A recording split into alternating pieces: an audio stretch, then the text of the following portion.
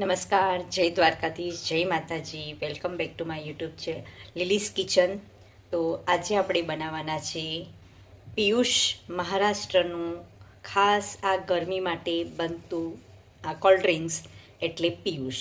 તો એ પિયુષ શેમાંથી બને છે? તો દહીંમાંથી બને છે. દહીં મેં અહીંયા 1 વાટકી જેટલું લઈ લીધું છે. આ કપડામાં મેં બાંધી દીધું છે અને આપણે એને નીતરવા દેવાનું છે. પછી આપણે એની પ્રોસિજર કરવાની છે. તો અહીંયા પિયુષ બનાવવા માટે મેં લીધેલું છે 1 ચમચો દહીં, જેને બાંધી દીધું છે.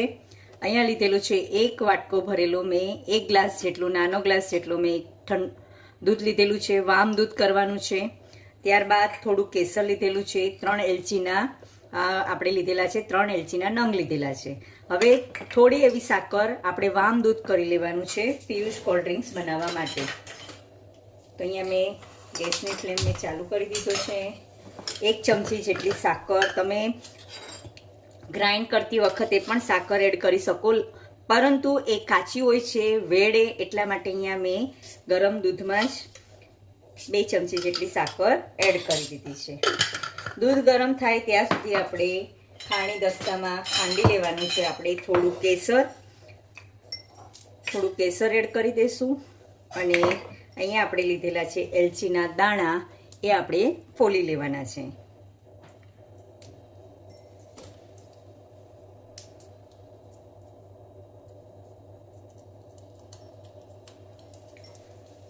ફોલાઈ ગયા છે. હવે આપણે આને ખાંડી લેવાનું છે અને ખાંડી અને આ વામ દૂધની અંદર જ આપણે એડ કરી દેવાનું છે.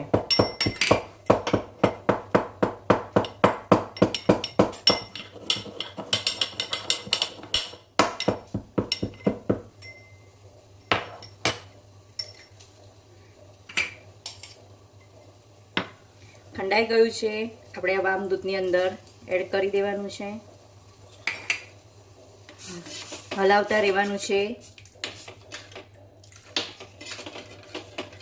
અહીંયા વામ દૂધ ગરમ થઈ ગયેલું છે થોડું. અહીંયા મેં જે દહીં જે લીધેલું હતું, આ દહીંને આપણે આ ચાળણીની અંદર કાઢી લેવાનું છે.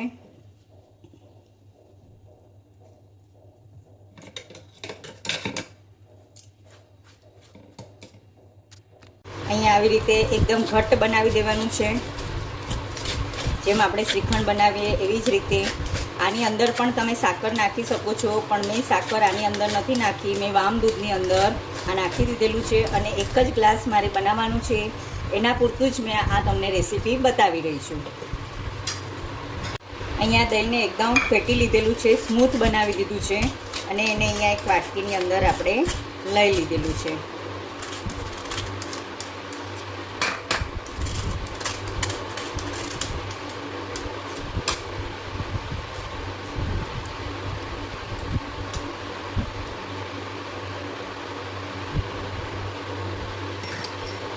હવે 2 ચમચી આપણે આ જે દૂધ ગરમ કરેલું હતું વામ દૂધ, એને 2 ચમચી 1 જ ચમચી આપણે એડ કરવાનું છે, 1 થી 1.5 ચમચી, અને એને ઘટ્ટ રીતે આપણે ફેટવાનું છે આવી રીતે.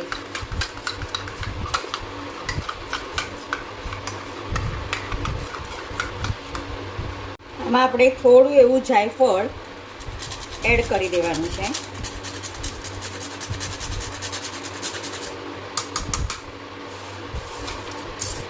ત્યાર પછી આપણે એને એકદમ સ્મૂથ રીતે બનાવી દેવાનું છે અને આ રીતે આપણે એક ગ્લાસની અંદર લઈ લેવાનું છે. એની અંદર થોડી આપણે આ છાશ નાખી દેવાની છે.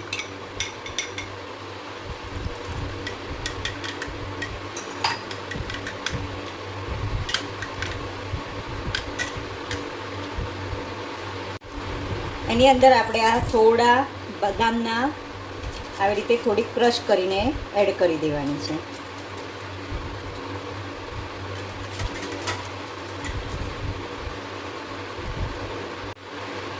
કાજુના ટુકડાને થોડા 2-3 આવી રીતે ટુકડા કરી અને અંદર એડ કરી દેવાના છે.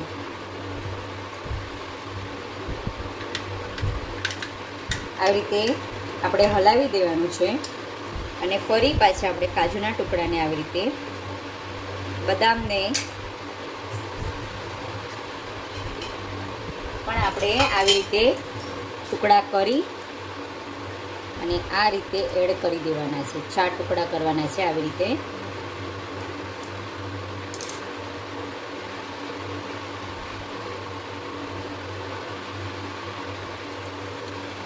ગરમીનું પીણું પિયુષ કોલ્ડ ડ્રિંક્સ અહીંયા મહારાષ્ટ્ર મુંબઈનું ફેમસ અને ગુજરાતમાં પણ ફેમસ એવું આ કોલ્ડ ડ્રિંક્સ છે પિયુષ.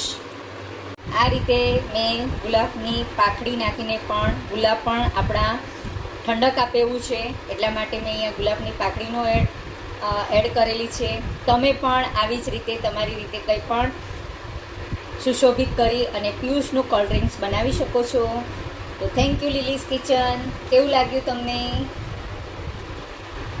લીલીઝ કિચનમાં આજે મેં બનાવ્યું છે પિયુષની રેસીપી કેવી લાગી છે તમે પણ બનાવજો, હું પણ બનાવીશ. તમારે આને ઠંડુ વધારે ચીલ્ડ કરવું હોય તો ફ્રીજમાં મૂકી શકો છો. મેં બહુ ચીલ્ડ નથી બનાવ્યું એટલે તાત્કાલિક પી શકાય અને કોઈ પણ આવે એને ગરમીની ઋતુમાં ઠંડી આપી શકે એવું પીણું એટલે પિયુષ. તો થેન્ક યુ.